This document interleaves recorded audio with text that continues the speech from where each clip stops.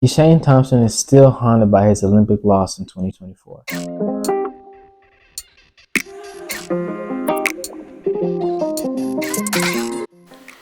And it was at this moment right here that he knew he messed up.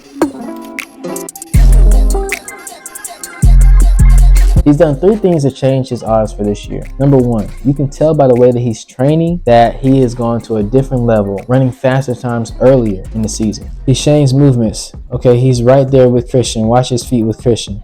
Matched up with Christian. Christian is one of the best starters in the world. One of the best starters in human history, Christian Coleman. So Christian, even his first couple steps were faster than KISHANE's, but then KISHANE started to match his steps. If KISHANE at 6'3" or whatever he is doing that with the fastest starter in the world, you know that he's going to be able to turn over because he's taller. If he has the same turnover as someone who's shorter, he's going to run faster as long as his stride length remains somewhat long. So you can tell that now he's opening up. He's focusing on taking less steps, but he's still moving just as fast as anyone else in the race. Now, I would say KISHANE is more efficient than Oblique because he takes way less steps. Obviously, he's taller, so he will take less steps.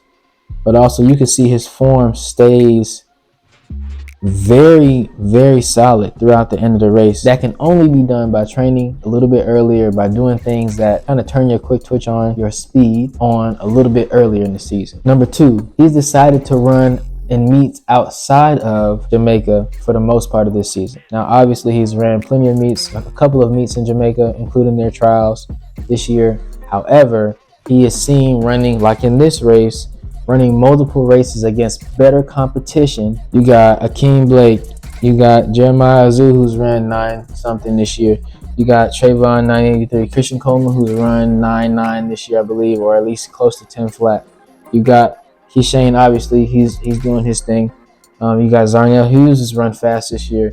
Brandon Hickman and Walaza from South Africa. So like, it's not no dummy final. It's not no cheap final. It's real solid competition, let's just say that. So KISHANE is not wasting any time getting out to the solid competition earlier, which is kind of allowing him to see what it's like on different terrain. That was one of the downfalls. He did not get across the ocean early enough. He did not get to some of these other places and time zones early enough. So he's stepped up his game and he's run against better competition. He's run in more places than just the majority of his races being in Jamaica or being close to home. And so that combination is also helping him to be more elite this year, to be more dominant this year, and to be ready for the challengers. And the last thing, I really personally think that KISHANE is running for his life this year, which is a lot different than in previous years. I think last year he was just coming into himself as one of the elite runners. The year before, he had just established himself as one of the next Jamaicans, but not exactly an elite runner like he did last year. Now this year, we know he's elite. He's trying to take it to a new level now to be dominant and elite.